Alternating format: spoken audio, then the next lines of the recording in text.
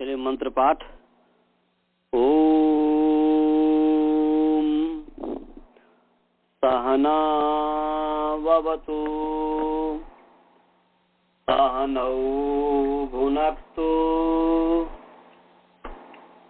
सह वीर्यं करवावहै तेजस्विनावधीतमस्तु मा विद्विषावहै। ओम शांति शांति शांति। तेन धौता गिरः पुंसां विमलैः शब्दवारिभिः तमश्चाद्यानजं भिन्नं तस्मै पाणिनये नमः। वाक्यकारं वरुरुचिं भाष्यकारं पतञ्जलिं पाणिनी सूत्रकारं च प्रणतोऽस्मि मुनित्रयम्। आप सभी का प्रथम वृत्ति पाठ में स्वागत है। भगवान की कृपा से हम जो है पाठ प्रारंभ कर रहे हैं और ये जो पाठ हमारा आज चलेगा वो है पावकः। हमने कल जो है चायकः की सिद्धि कर दिया था कि चायकः अर्थ चयन करने वाला। अब पावकः है।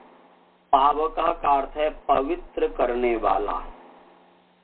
पावकः जो बना है पुई धातु से बना है।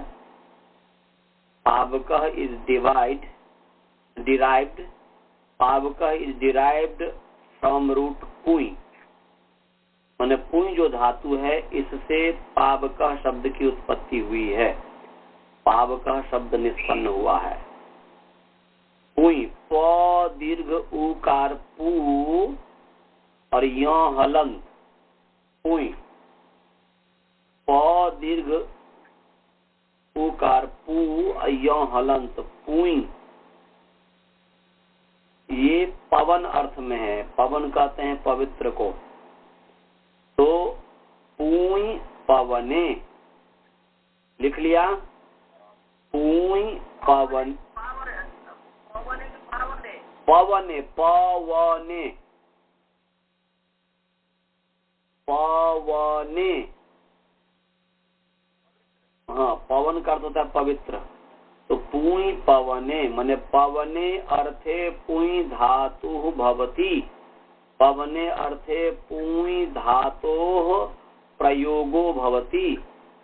पवन अर्थ में अर्थात पवित्र अर्थ में पुई धातु का प्रयोग होता है। और ये धातु जो है क्रियादि गण की धातु है। ची धातु जो था स्वादि गण की, ये क्रियादि गण की धातु है। और धातु उदात्त है। ये धातु उदात्त है। पीछे जो था अनुदात्त था इसलिए अनिट था। ये जो है पुई धातु जो है उदात्त है। और उदात्त होने के कारण ये सेट है। माने इसमें इट आ जाता है, सेट हो जाता है। अनुदात्त जो धातु होता है वह अनिट होता है। जो सेट धातु होता है वह उदात्त होता है। तो ये उदात्त है, सेट है। और ये उभय पदी है क्योंकि इसमें पुई में पुई जो य है, य इत संजक है। इसीलिए य होने के कारण, यित होने के कारण पुई इत धातु है। चौथा जो यित धातु है, इसीलिए ये उभय पदी धातु है। अर्थात ये आत्मने पद में भी चलता है, परस्मै पद में भी चलता है। तो पुई है। इस पुई की में जो य है उस य के हलंत्यम उपदेशे अंत्यम हल इत स्यात्। उपदेश में अंतिम हल इत होता है। उपदेश में अंतिम हल की संज्ञा होती है। तो पुई जो उपदेश है, उपदेश का अर्थ है आद्योच्चारणम। उप मीन्स आदि, देश माने उच्चारण। तो आद्योच्चारण जो है उसका नाम उपदेश है। या आद्या नाम उच्चारणम आद्योच्चारणम, ऐसा भी कह सकते हैं कि पाणिनि कातेन पतंजलि नाम उच्चारणम, अर्थात पाणिनि कातेन पतंजलि नाम प्रथमोच्चारणम इति उपदेशः। पाणिनि कात्यायन पतंजलि का जो प्रथमोच्चारण है उसका नाम उपदेश है। तो उस उपदेश, तो पुई जो है धातु है पाणिनि जी का, इस उपदेश में अंतिम जो हल है य, उसकी इत संज्ञा हो गई। इत संज्ञा होने से तस्य लोपः, तस्य इत संज्ञकस्य लोपः भवति, उस इत संज्ञक के स्थान में लोप आदेश होता है। तो य के स्थान पर लोप आदेश हो गया, अर्थात लोप हो गया। लोप क्या है? अदर्शनम लोपः, प्रसक्तस्य दर्शनम लोप संयम स्यात्, यद भूत्वा न भवति तद अदर्शनम तत् लोप संयम स्यात्, जो हो करके न रहे ऐसे अदर्शन का नाम लोप है। तो विद्यमानस्य अदर्शनम, विद्यमान जो है उसका अदर्शन, पुई में यह विद्यमान है उसका न दिखाई देना ही लोप है। तो पू हो गया। अब पू की धातु संज्ञा है, भूवादयो धातवः से धातु संज्ञा है। भूवादयो धातवः कहता है क्रियावाचिनो भूवादयः धातवः भवन्ति, या धातु संज्ञा स्युः, क्रियावाची जो भुवादि है उसकी धातु संज्ञा होती है, धातु संज्ञक है। अर्थात भू प्रभृतयः वा सदृशा शब्दाः धातवः भवन्ति, भू प्रभृति वा जैसे शब्द धातु होते हैं उसकी धातु संज्ञा होते हैं। अर्थात भू प्रभृति वा जैसे माने क्रिया जैसे शब्द। तो ये पू जो है क्रिया अर्थ को कह रहा है, पवित्र अर्थ को कह रहा है, पवित्र करने अर्थ को कह रहा है, इसीलिए इसकी धातु संज्ञा हुई। धातु संज्ञा होने से धातु का अधिकार चला। धातु के अधिकार में णूल त्रिचौ ये प्रत्यय हो गया कि इसका अर्थ हुआ कि धातोः परौ नूल त्रिचौ प्रत्ययौ भवतः। इसमें किस अर्थ में? तो कर्तरी अर्थ है, कर्ता अर्थ में, कर्तरी भी जोड़ सकते हैं इसके साथ। तो यहाँ पर किस अर्थ में? तो कर्ता अर्थ में, कर्तरीकृत। कर्तरीकृत का मतलब क्या हुआ जी? अर्थ हुआ कि धातोः परः कृत प्रत्ययः कर्तरी अर्थे भवति, धातु से परे जो कृत प्रत्यय होता है वह कर्ता अर्थ में होता है। कृत क्या है जी? कृदतिं, तस्मिन् धातु अधिकारे धातोः परः तिंग भिन्नः प्रत्ययः कृत भवति, अर्थात धातु के अधिकार में धातु से परे तिंग भिन्न जो प्रत्यय होता है उसका नाम कृत होता है। तो यहाँ पर पू जो धातु है, इस धातु से परे नूल जो है, नूल और तिंग भिन्न प्रत्यय है, इसलिए इसका नाम त्रिच है। तिंग क्या है? तिंग 18 प्रत्यय का नाम है। तिप्तस जी सिप्तस्थ मिब्बस्मस ताताम झ थासा थाम ध्व मिर बही मही, तो उसकी इसलिए नूल कृत है। तो पू के आगे अब जो है नूल प्रत्यय हो गया कि मैंने प्रत्यय कहा हो तो प्रत्यय जो है परश्च, ये तो प्रत्यय परे हो गया। तो पू नूल, तो ये कर्ता अर्थ में होता। कर्ता किसे कहते? स्वतंत्र कर्ता। क्रियायाः जनने यह प्रधान स्वतंत्र, यह प्रधान स कर्ता स्यात्। क्रिया के सिद्धि में, क्रिया के उत्पत्ति में, क्रिया के जनन में जो स्वतंत्र है अर्थात प्रधान है उसका नाम कर्ता है। तंत्र जो शब्द होता है प्रधान अर्थ में भी होता है, तंतुवाय अर्थ में भी होता है। अमरकोश में कहा है कि तंत्र प्रधाने तंतुवाये, तंत्र शब्द जो है प्रधान अर्थ में और तंतुवाय अर्थ में भी होता है, धागे इत्यादि में भी। तो यहाँ पर जो है प्रधान अर्थ है। तो क्रिया के सिद्धि में जो प्रधान है उसको कर्ता कहते हैं। तो कर्ता अर्थ में हुआ तो पू के परे नूल हो गया। नूल में ल की इस संज्ञा हलंत्यम सूत्र से, न की इस संज्ञा चूटू से। हलंत्यम का अर्थ बता ही दिया, आप लोग जानते हैं कि उपदेश से अंत्यम हलित स्यात्, उपदेश में अंतिम हल के नाम इत है। चूटू, चूटी नूल प्रत्यय है, उस प्रत्यय के आदि अवयव न है, तो चूटू का अर्थ हो गया कि प्रत्यय आदि चूटू इतौस्तः, प्रत्यय का जो आदि अवयव चवर्ग और टवर्ग है उसका नाम इत है, उसकी संज्ञा होती है, वे इत होते हैं।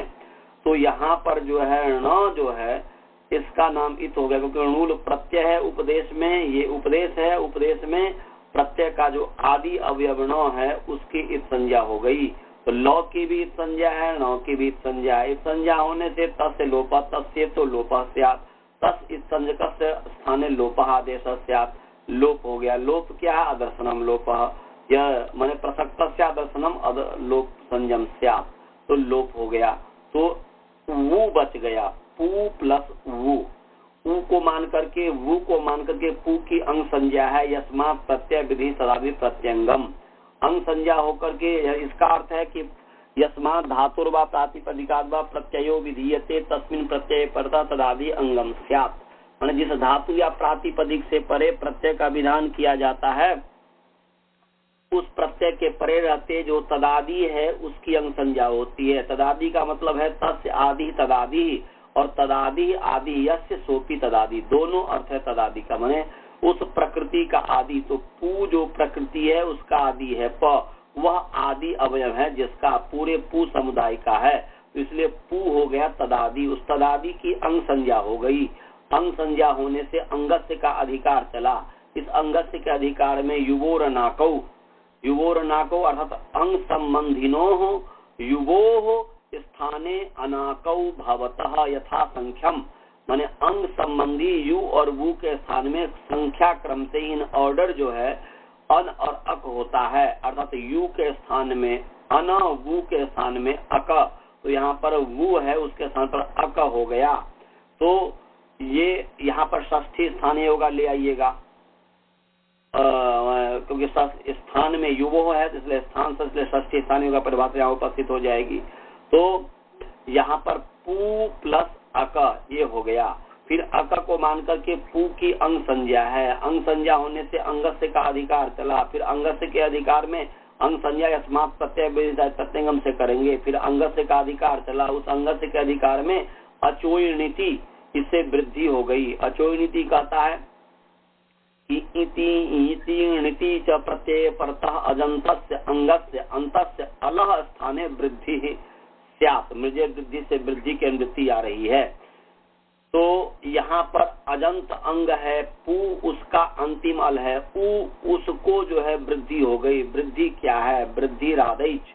अब आयु प्राप्त है, उसमें से कौन सा हो? तो स्थानांतरतम प्रसंगे सती सदृशतम आदेश स्यात्, अत्यंत सदृशतम आदेश होगा। तो यहाँ पर जब हम मिलाएंगे तो ऊ का स्थान जो है उपुपदमानिया ओष्ठ्याः, ये विशेष सूत्र लग गया। इसमें विशेष सूत्र ये लग गया क्योंकि ऊ है, उसमें तो ई के कारण ही जो तालव्या लगा था, बस ओ हट करके यहाँ पर उपुपदमानिया ओष्ठ्याः, उवर्ण पवर्ग उपदमानीय ओष्ठ वर्ण है, इसका ओष्ठ स्थान है। अब चलिए वृद्धि में आयु है, उसका स्थान देखें। आ का स्थान है कंठ अपु विसर्जनीया कंठ्या, ऐ का स्थान है एदैतो कंठ तालव्यौ, और ओ का स्थान है ओदौ तो कंठ्योष्ठ्यौ। तो यहाँ पर आयु में से औ जो है कंठ्योष्ठ वर्ण है।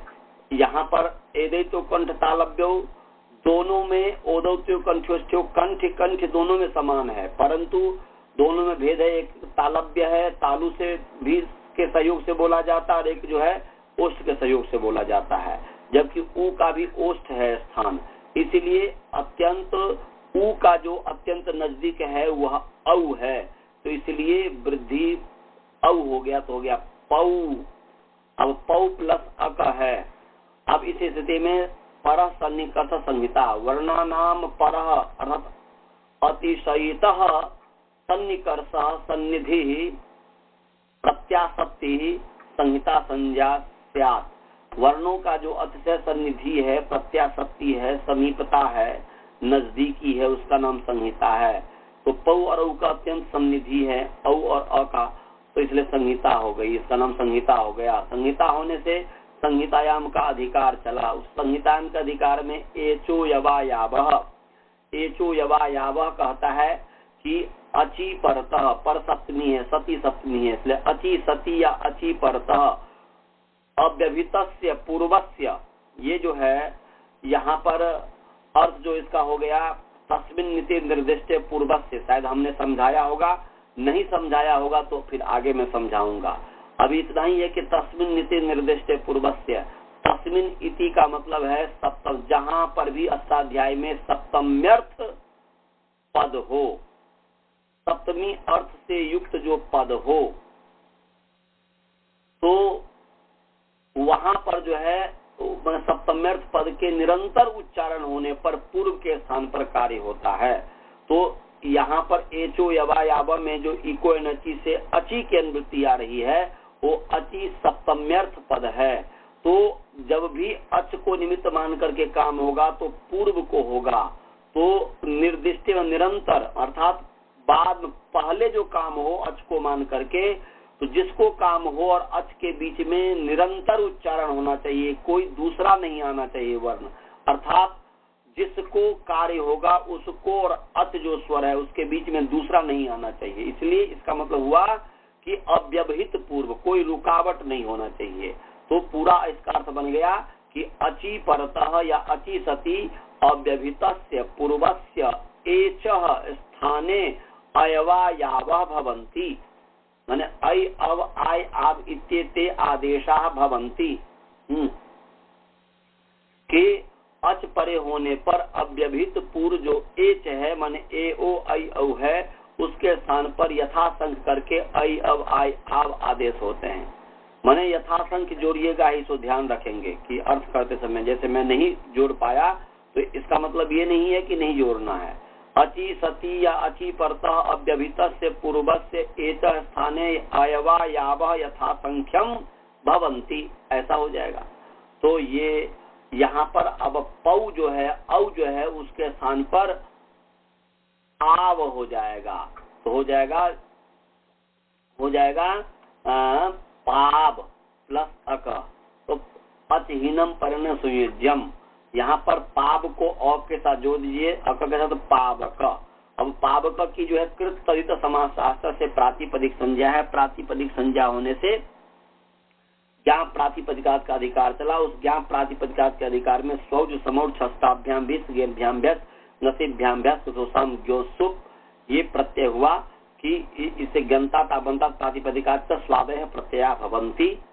तो स्वादि प्रत्यय होता है, प्रत्यय है परस्य, वह प्रत्यय कहाँ होता है, परे होता है। उसके पश्चात जो है इसका विभाग करेंगे, विभक्ति विभाग करेंगे। विभक्तिश्च सु औजस्ति प्रथमा, अम औत्सि द्वितीया, टाभ्याम भिस्ति तृतीया, गेभ्याम भ्यस्ति चतुर्थी, नसीभ्याम भ्यस्ति पंचमी, गस ओस आम इति षष्ठी, गी ओस सुप इति सप्तमी।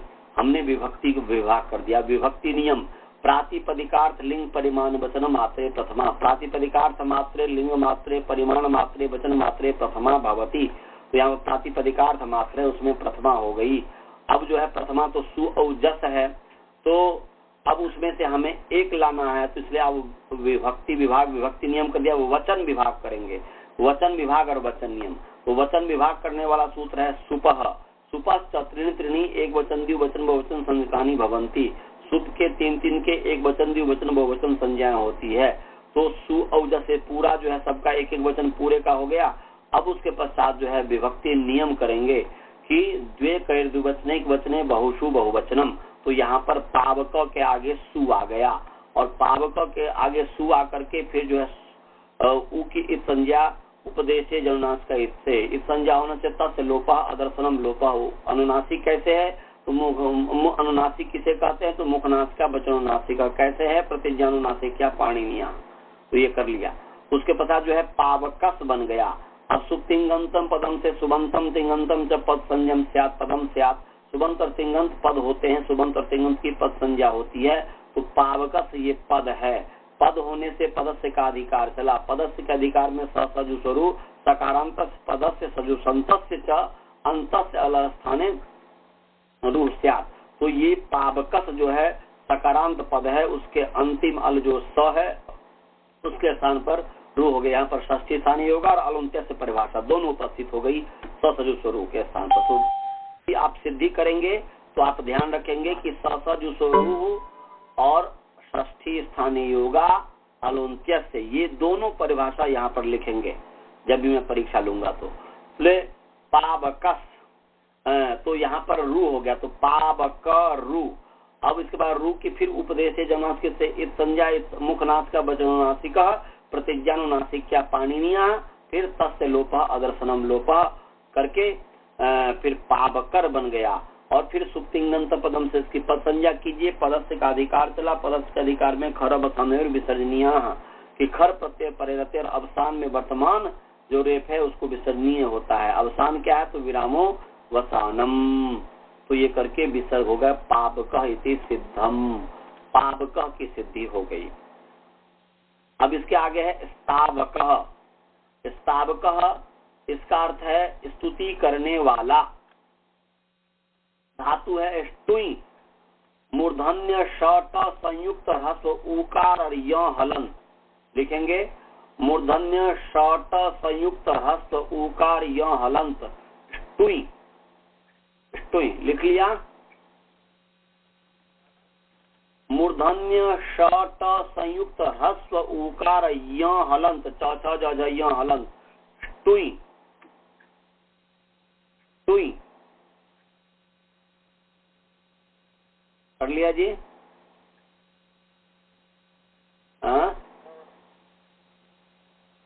ष्टुई लिख लिया। धातु ष्टुई धातु है।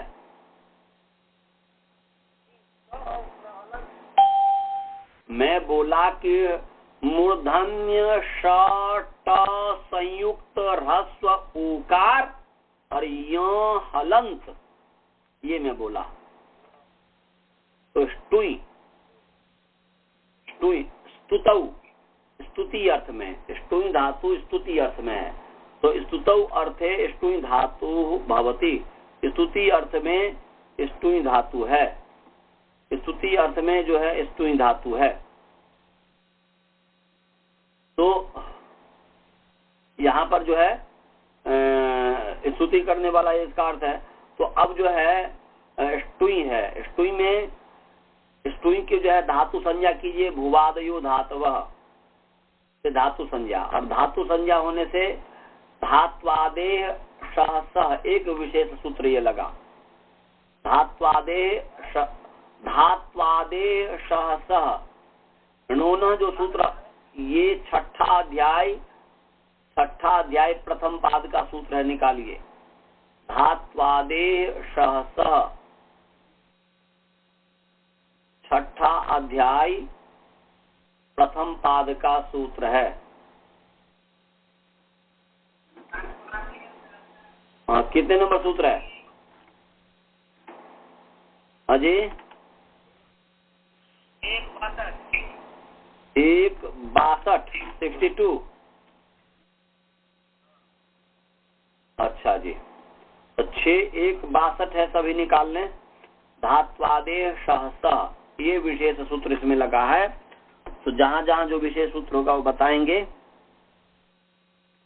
धात्वादेह सहसः, धात्वादेह सहसः निकाल लिया सभी? चलिए, धात्वादेह पदच्छेद। धात्वादेह इकारांत पुंलिंग धात्वादि शब्द षष्ठी विभक्ति एक वचन है। धात्वादेह इकारांत पुंलिंग धात्वादि शब्द षष्ठी विभक्ति एक वचन है। समझ गए? और शह, मूर्धन्य शह जो है ये भी शकारांत पुंलिंग श शब्द षष्ठी विभक्ति एक वचन हलंत है शह। और आगे जो सह है वो अकारांत पुंलिंग स शब्द प्रथमा विभक्ति एक वचन है। मूर्धन्य श के आगे जो विसर्ग है ये षष्ठी विभक्ति एक वचन है, और दंत स के आगे जो विसर्ग है ये प्रथमा विभक्ति अकारांत है। दोनों में ध्यान रखिएगा। पहला मूर्धन्य श हलंत है, शकारांत माने शकारांत, और ये स जो है दंत स वो अकारांत है। समझ में आ गया? गुरुकुल के विद्यार्थी समझे इस चीज को। शह जो है राम की तरह है, और मूर्धन्य श वाला शह है वो भूभृत की तरह है। समझे? शकारांत, मूर्धन्य शकारांत। अष्टाध्यायी सामने रखिए, फिर मैं जो बोल रहा हूं तो आपको समझ में आएगा। धात्वादेह श जो मूर्धन्य श है वो शकारांत है और दंत जो स है वो अकारांत है। समझ में आया? वो स जो है तत्शब्द नहीं है यहाँ पर।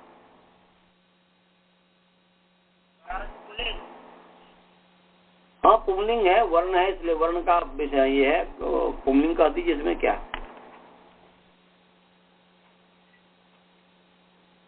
तो शकारांत पुंलिंग माने मूर्धन्य शकारांत पुंलिंग मूर्धन्य श शब्द षष्ठी विभक्ति एक वचन, और स जो है अकारांत पुंलिंग दंत्य स शब्द तस्मा विभक्ति एक वचन। समझ गए जी? पदच्छेद और विभक्ति समझ में आ गया?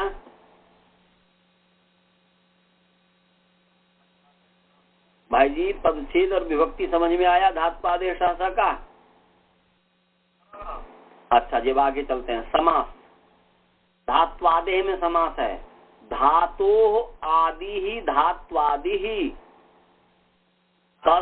धातो षष्ठी विभक्ति, धातो आदि ही धात्वादि ही।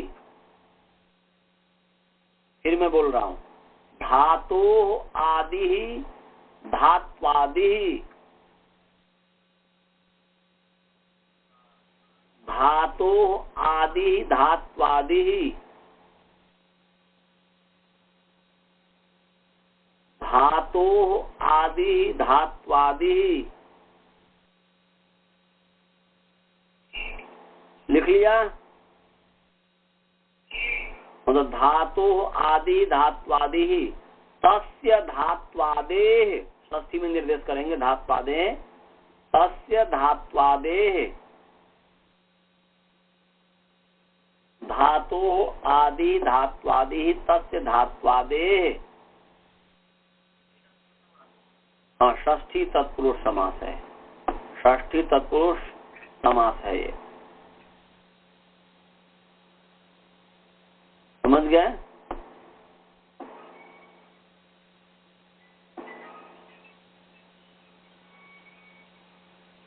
समझे? हाँ तो धातो आदि धात्वादि तस्य धात्वादेह, और ऊपर से इसमें अनुवृत्ति आ रही है उपदेशे की, आदेश उपदेशे स्थिति है ना जी सूत्र। ऊपर देखिए कहीं ना कहीं है आदेश उपदेशे स्थिति, इससे उपदेशे की अनुवृत्ति आ रही है। पीछे भी कभी मैं बताया, णोना की सिद्धि में भी इसको बताया था। कितने नंबर सूत्र है? 6144 है, 6144 नंबर सूत्र है, छठा अध्याय संपाद का 44 नंबर सूत्र है। तो उससे उपदेशे की अनुवृत्ति आ रही है, तो सूत्र बन गया उपदेशे धात्वादेह सहसा, ये हो गया। तो उपदेशे का मतलब तो समझते ही है।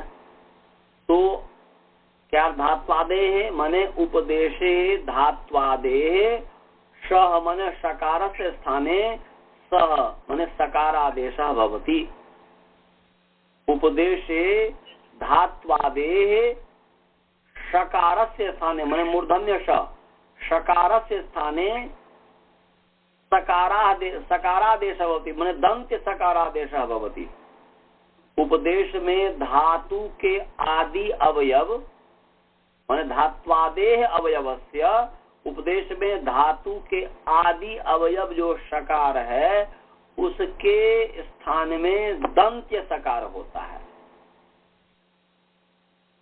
समझ गया जी?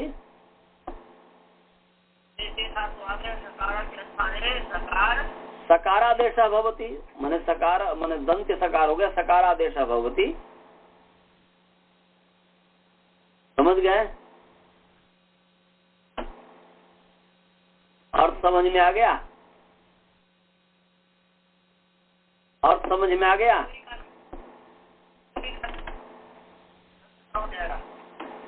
और दंत सा हो जाएगा तो हो जाएगा स्टू का स्टू बन गया। स्टू माने अभी स्टू ही माने वो जो है श है ना जी, श वो दंत सा हो गया, स्टू बन गया माने स्टू। टू बन गया। क्या बन गया? टूई। क्या बन गया? नहीं, यह अभी लोप कहाँ किए हैं? पहले तो हमने तो वो भी उपदेश में करता है, वो भी उपदेश में करता है। उपदेश अवस्था में जो है इत संज्ञा भी होता है, उपदेश अवस्था में जो है दंते स भी होता है, मूर्धन्य स के सामने दंते स भी होता है। इसलिए जो आपको करना है कर लीजिए, पहले ये कर लीजिए, स को जो है स कर लीजिए। स्टुई लिख लिया है, स्टुई माने मूर्धन्य स को दंते स कर दिया, स्टुई। अच्छा जी, स्टुई जब कर दिया तो एक सूत्र लगा, एक वार्तिक है ये। क्या है ये? वार्तिक है। निमित्ता पाए, लिखिए, निमित्ता पाए, लिखिए, निमित्ता पाए, हाँ, निमित्ता पाए, लिख लिया? नहीं, मैं करो निमित्ता, न रस्वी करनी, म रस्वी कर्मी, प संयुक्त आ, य एकार, ये निमित्ता पाए, प कर पा, य एकार, ये निमित्ता पाए। हेलो, ओ कट गया, रुक जाइए जी, चार्ज समाप्त हो गया। निमित्ता पाए, कस्याप्य पाया। जी, हाँ जी, बोलिए, कुछ पूछना है? हाँ, ये जो शटुई में जो श है वो हलंत तो नहीं है ना? हाँ, हलंत है ना। शटुई में श जो है मूर्धन्य श है वो हलंत है। हाँ, मूर्धन्य श हलंत है, माने आधा श है। हाँ, ये जो है आधा श है। और इसका जो श जब ये शटुई में बदलेगा तब भी आधा सा आएगा। हाँ, आधा स ही आएगा। आधा मैं स तो आधा ही होता है, उसमें तो औच्चारणार्थ होता है, व्यंजन तो अर्धी होता है ना जी। हाँ, बोलिए, जोर से बोलिए, कुछ पूछना पूछिए। हाँ आचार्य जी, ये अंत है, अंत हल है नहीं, हल है, हाँ, अनंत नहीं है, ये वो पूछते। हलंत ऐसा पूछ रहे थे जी। हाँ, शाह आधा है कि पूरा शाह है? हाँ, ये पूछ रहे हैं आधा है कि पूरा, ये नहीं पूछ रहे हैं कि हलंत है कि नहीं। हलंत कहाँ है? नहीं, हलंत नहीं, हम पूछते आधा शाह है कि पूरा शाह। हाँ, तो ये आधा, हाँ, आधा शाह है, ये पूछ रहे थे, हमने ठीक ही जवाब दिया था। क्या हल है, हलंत नहीं? हाँ, हल है, हलंत नहीं है। तो इन्होंने हलंत नहीं पूछा था। नहीं, मैंने गलत पूछ लिया। तो हल है वो, हलंत नहीं है। और कुछ पूछना है किसी को तो पूछिए। नहीं,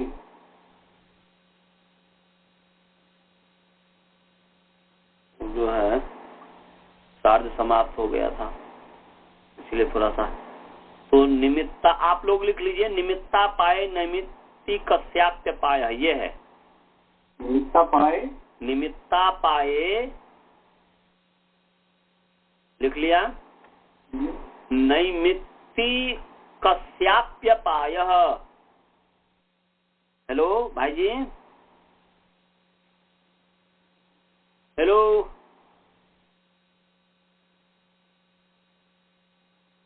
हेलो,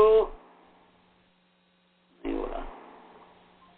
निमित्ता पाए नैमित्ति कस्याप्य पाय। ओहो, मैं तो दिल्ली लगा दिया, लगाना चाहिए गुरुकुल। निमित्ता पाए नैमित्ति कस्याप्य पाय, लिख लिया सभी?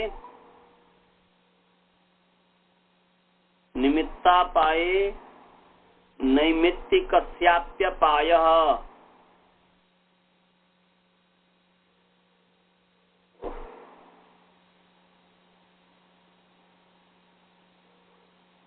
निमित्ता पाए, राजभला जी लिख लिए? हाँ, लिख लिए। निमित्ता पाए नैमित्ति कस्यात पाय। नहीं, कस्याप्य, कस्याप्य पाय। त्य ने प्य पय संयुक्त कस्याप्य पाय। कस्याप्य। हाँ, निमित्ता पाये नैमित्ति कस्याप्य पाय। हाँ, वो 4 समाप्त हो गए। निमित्ता मैं लिखा रहा था निमित्ता पाये, यहां तक लिख लिए थे ना। हेलो, ओहो, मैं तो अभी कट गया तो उसके आगे पढ़ाया ही नहीं अभी। मैं बोला हूं निमित्ता पाये। हाँ, निमित्त नहीं आता, निमित्ता पाये। हाँ, निमित्ता पाये। और आगे नैमित्ति, नैमित्ति, नैमित्ति, नौ में एकार नहीं, मित्ति डबल तौर स्वीकार, नैमित्ति कस्याप्य, नैमित्ति कस्याप्य, कस्याप्य पायः, पायः, पायः। क्या लिखा आप बताइए?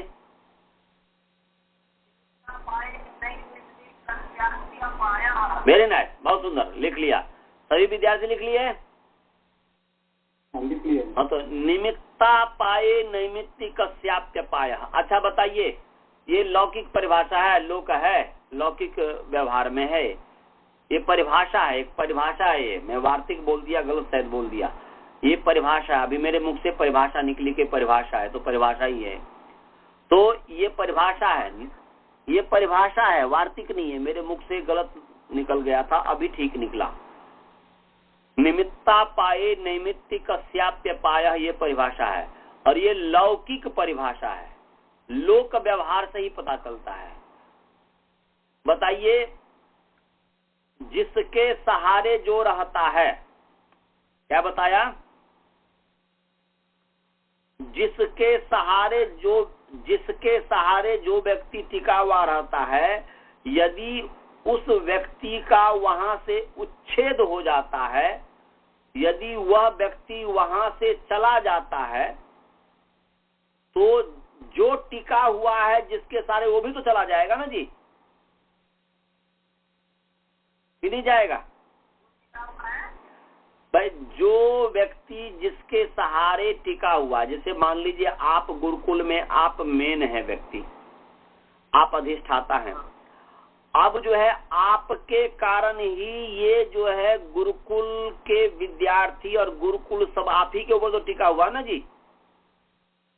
संस्था जो आपके ऊपर ही टिकी हुई है ना, संस्था के जो व्यक्ति है वो आपके ऊपर ही टिके हुए हैं ना, विद्यार्थीगण। तो यदि आप वहां से चले जाते हैं सदा के लिए, तो गुरुकुल भी तो टूट गया ना, नहीं टूटता है? तो निमित्ता पाए का मतलब कि निमित्त के अलग हो जाने पर, अपाय माने होता है अलग होना। अपाय का मतलब क्या होता है जी? अलग होना, अलग होना। ध्रुव अपाय पदानाम, जैसे अपाये, तो अलग, निमित्त के अलग होने पर। निमित्ता पाए का मतलब समझ में आ गया? निमित्ता पाए का मतलब समझ गए? निमित्त के अलग होने पर। नैमित्तिकस्य अपि अपायः, नैमित्तिकस्य अपि, नैमित्तिक का भी अपाय हो जाता है, नैमित्तिक का भी पृथकीकरण हो जाता है। माने आप हैं निमित्त और नैमित्ती है सभी ब्रह्मचारी।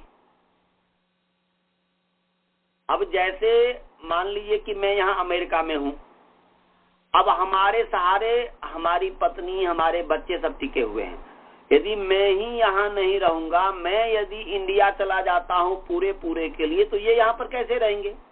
जिसके सहारे जो टिके, यदि मैं अपाय हो गया, मैं यदि अलग हो गया, मैं चला गया, तो हमारे सहारे जो भी हमारे बच्चे, हमारी पत्नी हैं, वो नैमित्तिक है, उसका भी अपाय हो जाएगा कि नहीं?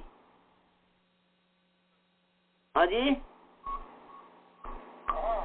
हाँ। तो ये लौकिक परिभाषा है कि निमित्त के अलग होने पर नैमित्तिक भी अलग हो जाता है, नैमित्तिक का भी अपाय हो जाता है।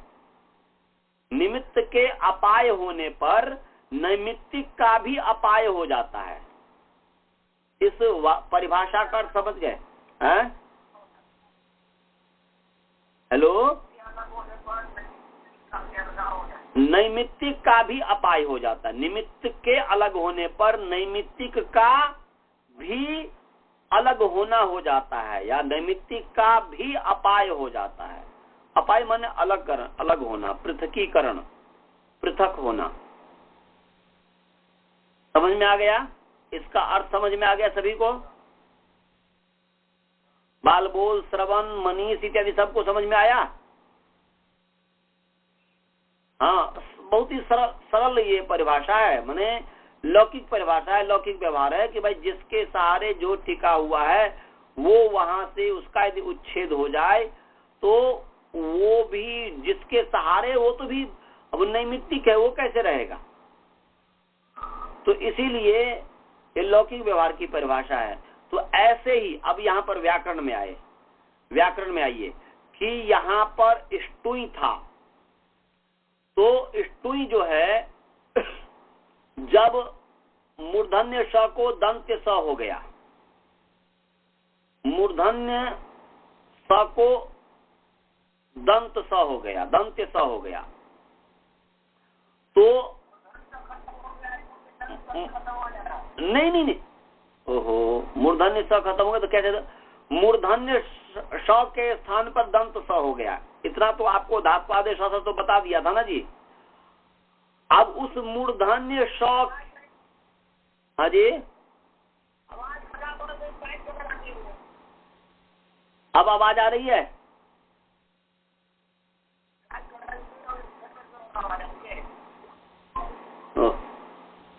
कभी कभी क्या हो जाता है,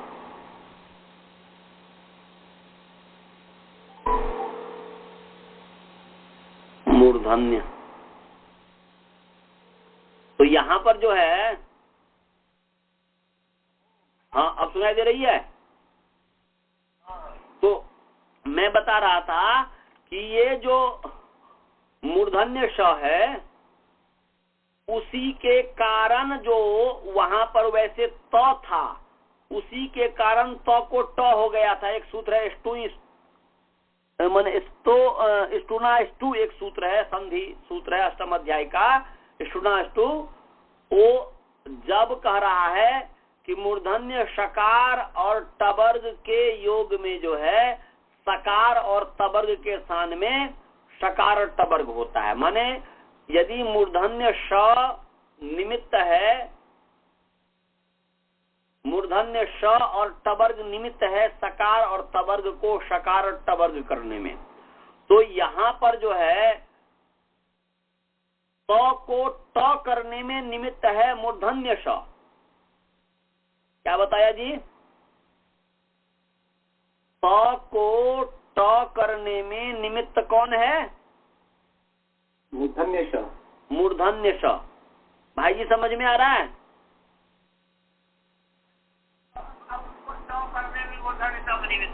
हाँ, माने मूर्धन्य श निमित्त है तवर्ग को टवर्ग करने में। तो अब यदि जिसके कारण तवर्ग को टवर्ग हुआ था, तो जब वह स ही चला गया, मूर्धन्य स ही चला गया, तो ट चला जाएगा कि नहीं? तो ट चला गया तो त आ गया ना, अपने रूप में आ गया ना। ये तो अभी बताया कि आ जाएगा, पहले तो ये बताया नहीं कि ये तो ओहो, तो स्टुई धातु है ना जी, स्टुई धातु है ना, तब वैसे जब आप संधि करेंगे तो जैसे मूल है स्तु, स्तु जो है, आप यदि यहाँ पर मूर्धन्य श था, उस मूर्धन्य श के कारण ही ट हुआ था, माने स्टुई जो धातु है, धातु पाठ में स्टुई, वो ट जो है वह श के कारण है। श जो मैं ट जो है श के कारण है, मैं ट होने का निमित्त है श। ये स्टुना सूत्र है। पहले स्टुना सूत्र समझिए, निकालिए स्टुना, उसके बिना समझे नहीं समझ में आएगा आपको। स्टुना समझ में आ गया जा रही जी, आपको आ गया, हमारे विद्यार्थी को, गुरुकुल वाले को नहीं आया। निकालिए जो स्टुना। हाँ, अष्टम अध्याय निकालिए। अष्टम अध्याय का निकालिए। अष्टम अध्याय का चतुर्थ पाद का सूत्र है 44 की कितना नंबर सूत्र है? कितने नंबर है? कितना?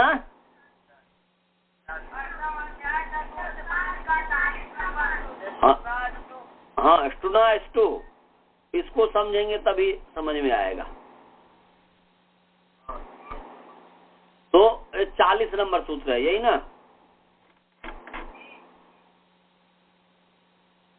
अच्छा जी, हमें भी निकालने दीजिए, फिर मैं आपको बताता हूं। तो ये स्टुना स्टू का जब आप करेंगे तो स्टुना कौन सी विभक्ति है?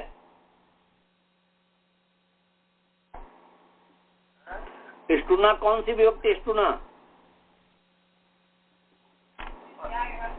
तृतीया विभक्ति एक वचन है। स्टुना तृतीया विभक्ति एक वचन है। गुरुना जैसे बनता है ना, गुरुना, स्टुना। स्टू शब्द है, उकारांत पुंलिंग स्टू शब्द तृतीया विभक्ति एक वचन। जैसे गुरु उकारांत है, मधु उकारांत है, ऐसे स्टू शब्द उकारांत पुंलिंग है, स्टुना बन गया तृतीया विभक्ति एक वचन। और स्टू ये प्रथमा विभक्ति एक वचन हो गया। कौन सा सूत्र है ये 8, 4, 40 नंबर सूत्र है। अष्टम अध्याय चतुर्थ पाद का 40 नंबर सूत्र है।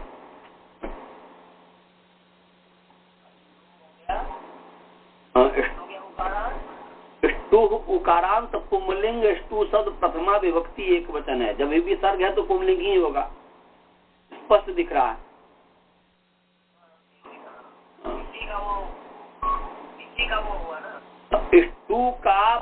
स्टू प्रथमा व्यक्ति एक वचन है, स्टुना तृतीया व्यक्ति एक वचन है। पक्षे समझ में आ गया? अब समास है, समास कीजिए। श मन में मूर्धन्य श, मूर्धन्य श जो हलंत है, हल है। श टुश्च, श टुश्च इति स्टुः, टुश्च टुः च संधि हो गया टुश्च, टुश्च या टुः च। श मूर्धन्य श टुश्च इति स्टुः तेन स्टुना।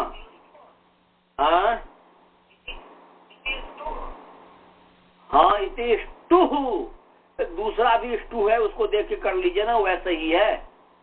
श टुश्च इति स्टुः तेन स्टुना, तेन स्टुना, तेन स्टुना। ये समाहार द्वंद्व समास हो गया। श टुश्च इति स्टुः तेन स्टुना। श टुश्च इति स्टुः तेन स्टुना। श टुश्च इति स्टुः तेन स्टुना। समझ में आ गया? और उसमें सीधे श टुश्च इति स्टुः, वो तो प्रथमा ही है। तो दोनों जगह समाहार द्वंद्व समास हो गया। माने शकार और टवर्ग, क्या हुआ जी? शकार और टवर्ग, ऊपर से अनुवृत्ति आ रही। समास समझ में आ गया सभी को? समास समझ में आ गया? हाँ। तो अब जो है अनुवृत्ति आ रही है, संहितायाम की अनुवृत्ति आ रही है इसमें। संहितायाम की अनुवृत्ति आ रही है। ये तीसरे पाद या द्वितीय तयोरवाची संहितायाम कितने नंबर सूत्र है जी? ये तृतीय पाद का अंतिम नहीं, तृतीय पाद का नहीं, द्वितीय पाद का अंतिम सूत्र है शायद। 8.2 अंतिम सूत्र देखिए, तयोरवाची संहितायाम। हाँ, कौन से? दूसरा पाद का है ना?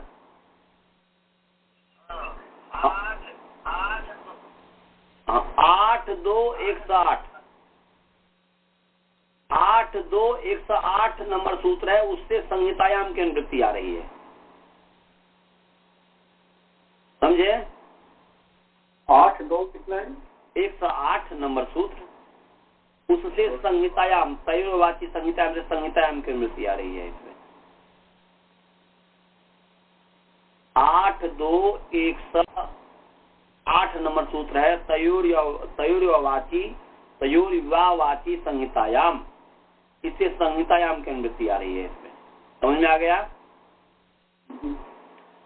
अब जो है इसी के ऊपर सूत्र है स्तोह चुना स्तु, इसी के ठीक ऊपर 39 नंबर सूत्र है स्तोह चुना स्तु, इससे स्तोह की अनुवृत्ति आ रही है। इससे स्तोह की अनुवृत्ति आ रही है। इसके ऊपर वाले जो सूत्र है स्तोह चुना स्तु, इससे स्तोह की अनुवृत्ति आ रही है।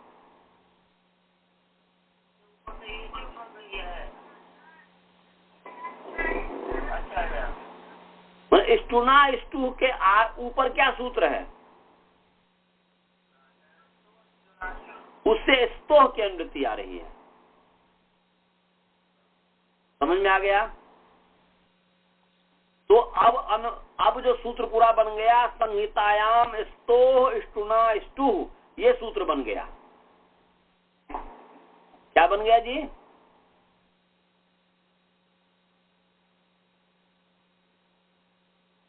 संहितायाम स्तोह स्टुना स्तु,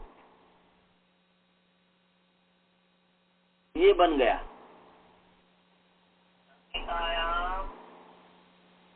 स्तोह स्टुना स्तु, ये सूत्र बन गया। समझ गए? तो अब अर्थ क्या हो गया?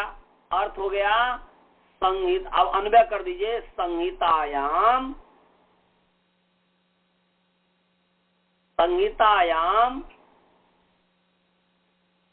स्तोह स्थाने ष्टुः भवति ष्टुना योगे। हाँ, संहितायाम विषये स्तोह स्थाने ष्टुः भवति ष्टुना योगे। ष्टुना योगे, योग में यहाँ पर तृतीया विभक्ति हुई है।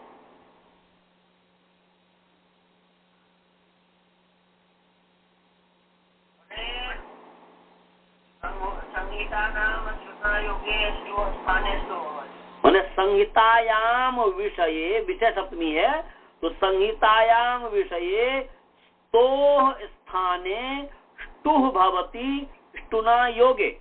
बस ये अन्वय कर देना, उस बाद हो गया, अर्थ बन गया।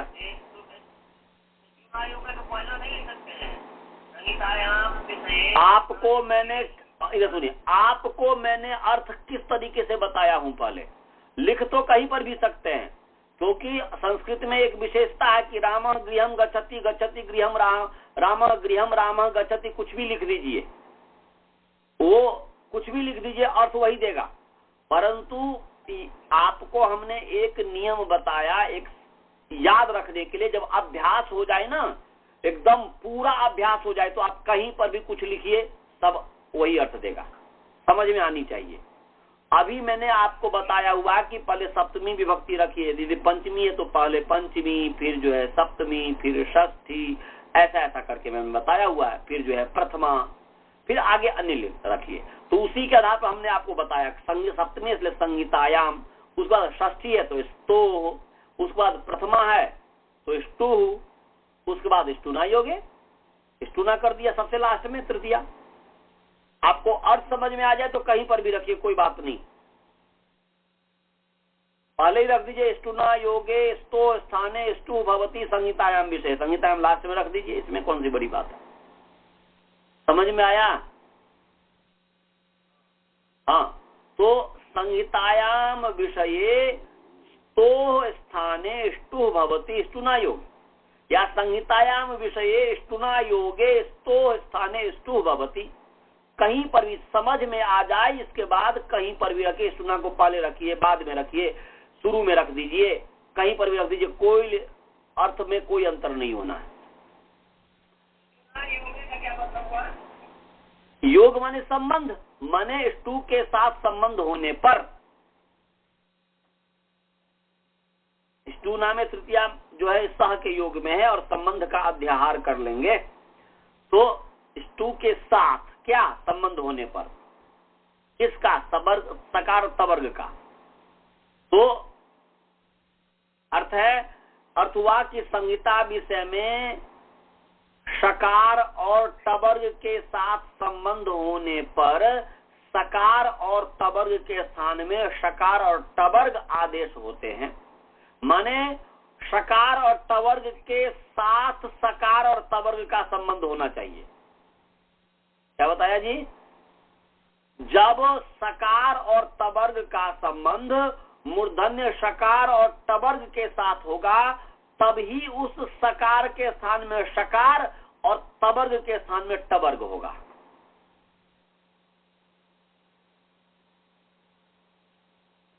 जैसे उदाहरण के लिए, अर्थ समझ में आया पहले भाई जी? संहिता विषय में आपको सुना, उसके बाद तो सुना पल ले आइए कि संहिता विषय में शकार और टवर्ग के साथ संबंध होने पर, शकार माने मूर्धन्य शकार, मूर्धन्य शकार और टवर्ग के साथ संबंध होने पर, किसका? स्तोह का, इसीलिए स्तु का, इसलिए तुरंत बाद स्तोह लिख रहा हूं कि शकार और टवर्ग के साथ संबंध होने पर सकार और तवर्ग के स्थान में, तो सकार माने दंत्य सकार, दंत्य सकार और तवर्ग के स्थान में शकार, मूर्धन्य शकार और टवर्ग आदेश होते हैं, ये कह रहा है। फिर मैं बोल रहा हूं, संहिता विषय में मूर्धन्य शकार और टवर्ग के साथ संबंध होने पर दंत्य सकार और तवर्ग के स्थान में मूर्धन्य शकार और टवर्ग आदेश होते हैं। और तवर्ग के स्थान में, हाँ, दंत्य सकार और तवर्ग के स्थान में मूर्धन्य शकार और टवर्ग आदेश होते हैं।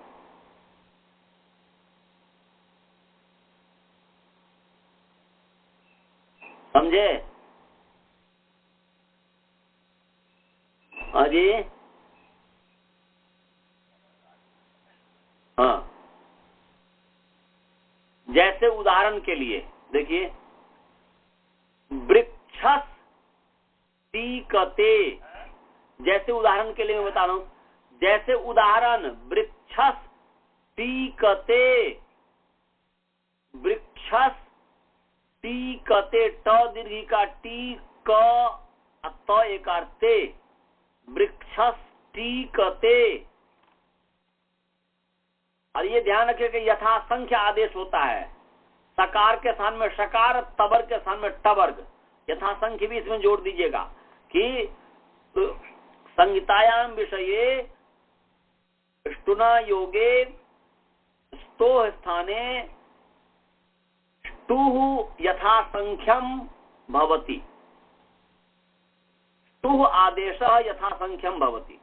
ये तो सकार के स्थान में शकार और तवर्ग के स्थान में टवर्ग।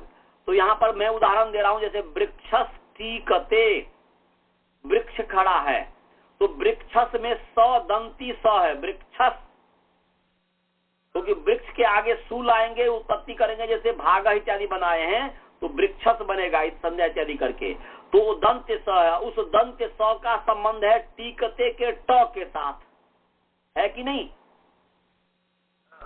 तो इसीलिए उसके साथ इसका संबंध है, तो इस सकार के स्थान में शकार हो जाएगा, मूर्धन्य शकार, इसलिए वृक्षश मूर्धन्य श हो जाएगा, वृक्षश टीकते ऐसा बन जाएगा।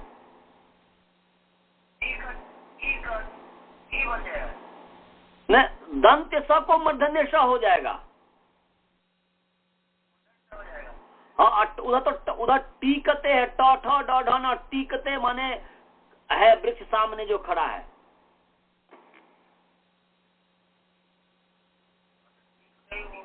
टीकते माने ट के साथ दंत स जो वृक्ष है उसका संबंध है कि नहीं, पहले बताइए।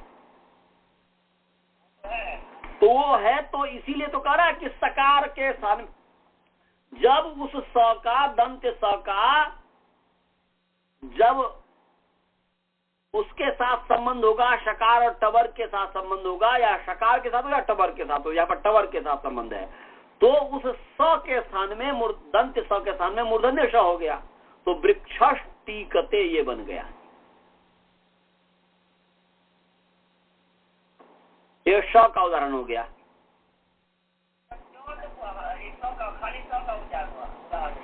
ये केवल श का उदाहरण है, मूर्धन्य शकार, ये दंत स को मूर्धन्य श होता है, इसका उदाहरण है। नहीं समझे? अलग अलग करेंगे तब होगा इस संधि में वृक्षस टीकते, जब तोड़ेंगे तो वृक्षस टीकते है। ये आपको समझ में आना चाहिए, क्योंकि आपको हमने भाग, चाय का, नाय का सबकी सिद्धि कर दी कि भाग के आगे सु है, उ की संज्ञा हुई, भागस बना। ऐसे वृक्ष के आगे सु आया, प्रत्यय सु के उ की संज्ञा हो गई, वृक्षस बन गया। तो वृक्षस जब बन गया, उसके आगे प्लस टीकते है, तो अब उस स का ट के साथ संबंध है, टबग के साथ संबंध है, इसलिए स को श हो गया, तो वृक्षस मूर्धन्य श हो जाएगा, वृक्षस टीकते। ये तो स का श हो जाता है, ये हुआ, फिर स का ट। वो छोड़िए ना, अभी मैं कह रहा हूं कि एक पहले समझिए ना, सब उदाहरण तो तब दूंगा जब S2 आएगा। आपको मैं बता रहा हूं कि स को श हो जाता है, ऐसे ही त को ट हो जाता है। त का ट अभी स्तु तो धातु ही हो गया ना, त का ट स्तु ही हो गया ना जी। श का समझ में आ गया? ट का भी चाहते हैं तो ट का भी उदाहरण चाहते हैं कि ट का भी हो जाए, टवर्ग जो आदेश हो सो, तो लिख लीजिए, ए लीजिए, लिखिए अग्निचित टीकते। अग्निचित, अग्नि का चयन करने वाला, तहलंत, अग्निचित टीकते। तो अब यहां पर देखिए, ट के साथ त का संबंध है कि नहीं?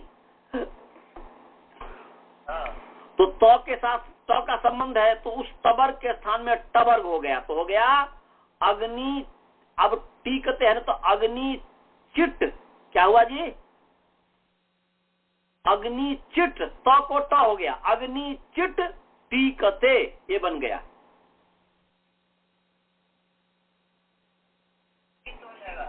ट हो जाएगा, चित्त को चिट बन गया, चिट चिट चिट चिट, ची अट हलंत ट, चिट, अग्नि चिट टीकते ये बन गया। समझे? हेलो, माने तो का भी उदाहरण हो गया ना, तो को ट हो गया, तो को ट, थ को ठ, द को ड, ऐसा सब हो जाएगा, उस सब का उदाहरण होगा। जब S2 पढ़ाएंगे उस समय, अभी तो पूरा अर्थ आना चाहिए और उदाहरण समझ में आना चाहिए। एक ही चावल से पता चल जाता कि पूरा चावल सिद्ध हो गया। तो आपको त और श का उदाहरण दे दिया मैं, तबर के स्थान में टबर्ग और शकार के माने सकार के स्थान में शकार हो गया। समझ में आ गया? तो अब यहाँ पर आइए, फिर मैं पाठ समाप्त करता हूँ और समय होने वाला है, हो गया समय।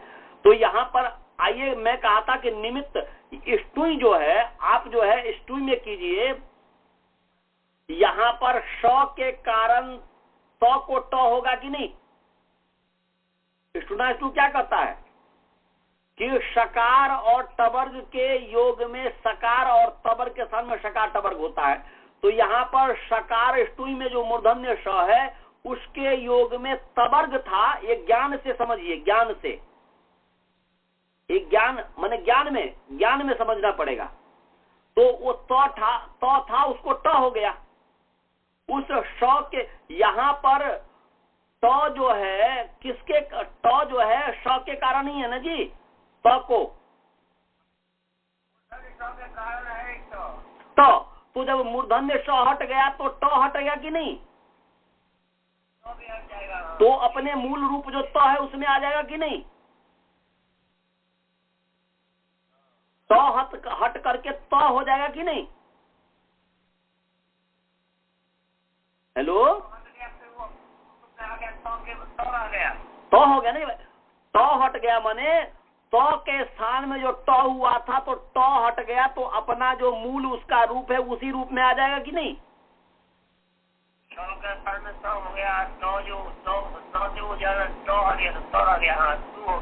तू हो गया ना जी भाई। वो अपने स्वरूप में स्वतः उसका जो अपना आत्मा जो है इस शरीर के साथ संबंधित है, तो मन में जैसा विचार होता है वैसा अपने आप को समझने लग जाता है कि वृत्ति सारूप्यमितरत्र, क्रोधी, मोही, लोभी। परंतु वास्तव में जब ये सब समाप्त हो जाएगा, जब व्यक्ति मन इत्यादि को जीत लेगा, जितेंद्रिय हो जाएगा, तो अपने रूप में अवस्थित हो जाएगा कि नहीं? आत्मा सदा द्रष्टु स्वरूप अवस्थान। ऐसे ही यहाँ पर है कि उस श के कारण त को ट था, इसलिए ष्टुई था। अब श जब हट गया, धात्वादेश से जो मूर्धन्य श को स हो गया, तब तो अपने आप ही इसका जो स्वरूप है तो वो हो जाएगा, ट हट जाएगा। तो निमित्ता पाए निमित्त कस्याप पाय, निमित्त के अलग होने पर नैमित्तिक अलग हो जाता है, नैमित्तिक का भी अपाय हो जाता है। समझ में आया? तो इस भी हट गया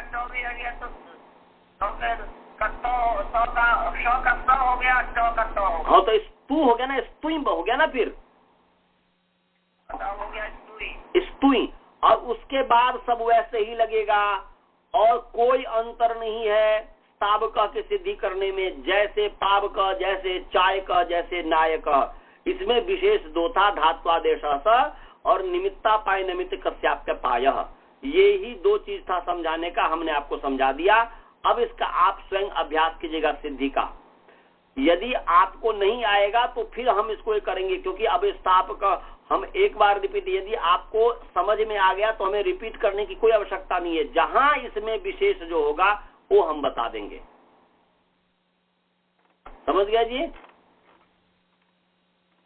तो अब मंत्र पाठ करता हूं। स्थापका की सिद्धि हो गई आज, क्योंकि वही स्तुई से यौन इत्यादि लोगों के स्तु हुआ, नूल हुआ, अक हुआ, फिर जो है वृद्धि हो गई अचोय नीति से, फिर जो स्तव हो गया, फिर जो है वह हो गया स्ताब हो गया, स्ताब अचिन्हम पर जब होंगे स्ताब का हो गया, सू लाइए स्ताब का बन गया। वैसे ही बनेगा और कोई अंतर नहीं है। समझ में आ गया भाई जी? हाँ, तो इसकी सिद्धि आप अभ्यास करवाइए बच्चों को। और ये मस्तिष्क में रात में भी, स्वप्न में भी इसको यही चीज आए, ऐसा विद्यार्थी को कर दीजिए, तो जो है फिर। चलिए मंत्र पाठ अभी करते हैं। ओम पूर्णमदः पूर्णमिदं पूर्णात् पूर्णमुदच्यते पूर्णस्य पूर्णमादाय पूर्णमेवावशिष्यते। ओम शांति शांति शांति। चलिए जी, सभी को सादर नमस्ते। नमस्ते नमस्ते नमस्ते नमस्ते। आप लोगों को समझ में आया? हाँ जी। हाँ जी। मैं पूछ नहीं पाया क्योंकि जो है देर ज्यादा हो